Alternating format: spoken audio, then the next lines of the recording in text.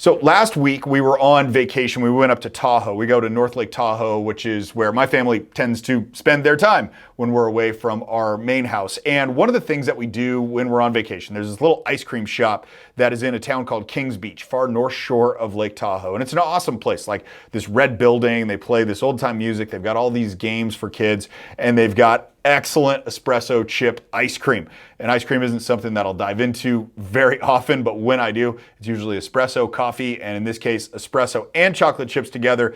It's like they married the both of worlds. It's amazing. So we go to this place, and we go to this place called Tahoe Time. And we're all having ice cream, me and my wife and my daughter and my son. And when we're done, we want to play some of the games that they have there. And one of the games that they have is this game called Ringo. I don't know if you've ever seen it. I hadn't seen it outside of this location. And what it is it's a board that is that's nailed up to a wall or screwed into a wall with a big piece that cantilevers out. So picture one piece of wood going up the wall and then another piece of wood cantilevering out, kind of like a diving board would look coming off of the wall. And attached to the cantilevered piece that's off the wall is a string that's probably about maybe 2.5 feet long, basically as long as the cantilevered piece. And at the end, there is this metal ring that's probably about 2 inches in diameter. And the idea with it is that you drop this ring, you pull back on the string, on the cantilevered piece of wood, you drop it, and it goes and it lands on a hook that is on the base of the board that is attached to the wall.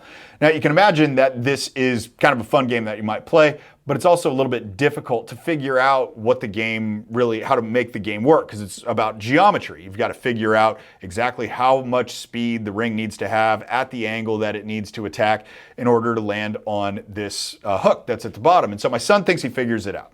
He thinks he figures out exactly the height that you need to be at. And so he offered to help the rest of us come in and get the same thing, because he got the hook a couple times. And he says, hey, I know exactly what the height is. So he's 8, so he's on the short side. He walks up and he holds his hand up and he said, hey, at this height, this is where you need to drop the ring from. And I'm going next because we're going in order. And so I go next and I'm holding the ring to the exact height that he had where he got the ring hooked.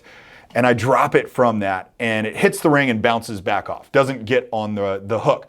I do it again, same exact height, didn't work. And it's my daughter's turn. She did the same exact height, it didn't work. Then my wife did it, it didn't work either. And so eventually through the process of elimination, we figured out that the height was just part of it. Really, it also needed to have the angle of the ring. So you couldn't just have it perpendicular to the board that was against the wall. It had to be slightly tilted to the right. And then you had to slightly let the string that the ring was on flare out to the right before it landed on the hook, and that was how to do it. So the lesson here, guys, is that it's never just one thing that makes it work. It's a lot of things that make something work. So we think that it's compartmentalized. We think that performance has to do with one thing, but really it's a thing that works together. So it's an essential piece of, like, think about it like this. If you want to go out and you want to sell a lot of stuff, you want to make more money, it's not one little component inside of it. You've got 3 components to it, essentially. I'm making the argument that there might be a few more, but let's make 3 for this podcast here. And that first thing is the offer, like the offer itself. What is it that you are going to do? What is it that you are going to deliver? What is it that you're going to have people experience? And how good is that offer? Is it so good that people can't say no to it?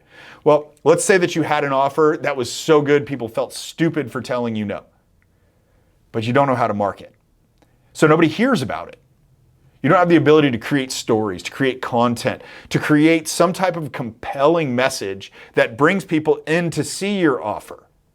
If you don't have that, the offer isn't going to do anything for you.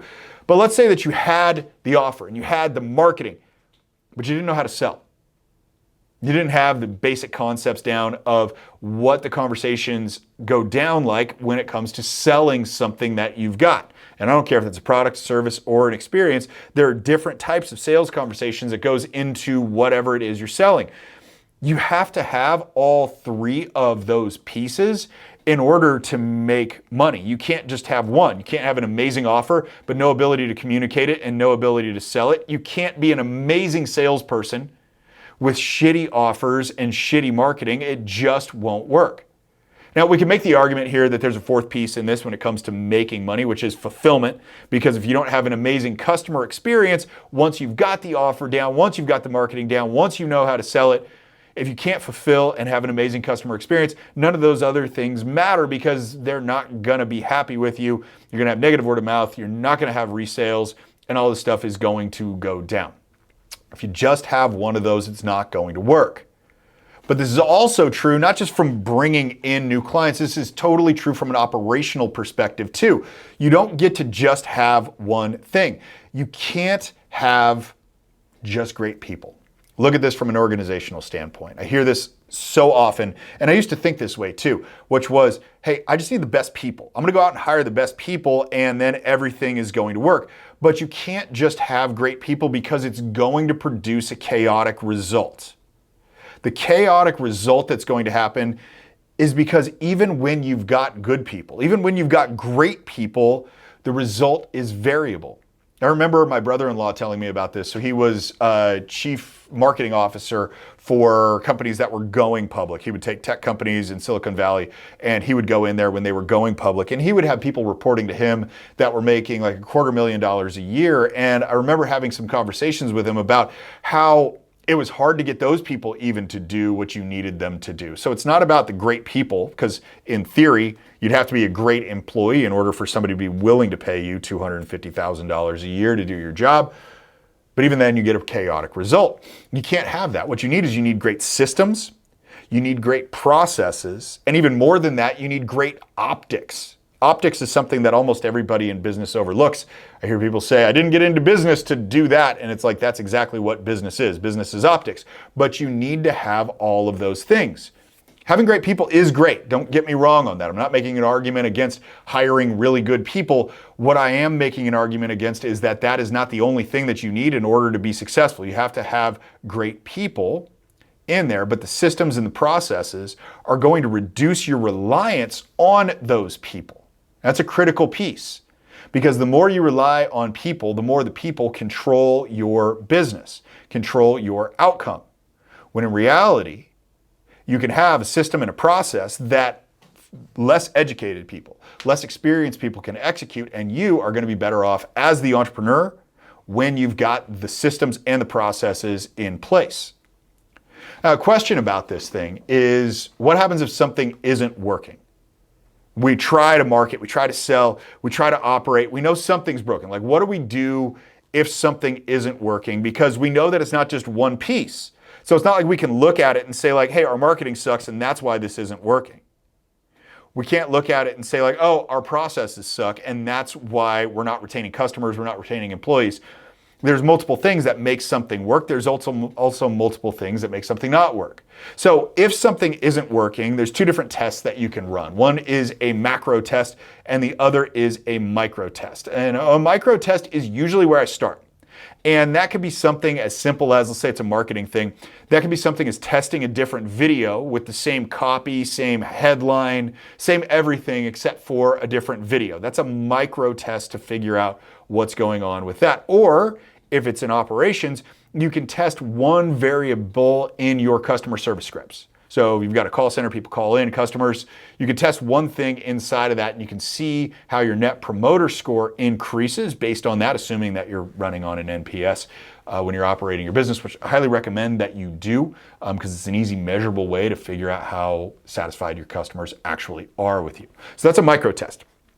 If we wanted to take that to a different example in a macro test, so we want to look at it like in a bigger bird's eye view, then how do you go about doing for that? So macro test is testing different offers with the same marketing content. So I've got the exact same content that I'm putting out there. Same type of copy, same type of headline, same type of video or image or text or whatever I'm using to get the hook out into the marketplace. But I'm testing what the offer is, what they get, what they're going to experience when they come and they buy from me. That is a different type of test. That's a macro test because we're testing an entire piece of it versus a little piece inside of a bigger piece like we were when we were testing a marketing message. But the same type of thing is like we can implement a different system across the same process of operations if we're looking at it from like how we do business standpoint. That's a macro test. So if something isn't working for you, the first thing, obviously, recognize that it's not one thing that makes it work. It's a lot of things that are going together that are going to make it work. But how I typically start is I typically start with a micro test. And that's just from my experience that it can be as simple as something as one word in a headline. That's the difference between doing kind of okay and doing absolutely amazingly well, can be coming down to just one word. So I'll typically start with a micro test, and if that doesn't work, then I'll move on to a macro test to try to figure out what else might be there that I have not yet figured out. It takes patience. You want to test everything all at once, but if you test everything all at once, you're going to have no idea what the thing was that actually helped you in this whole thing.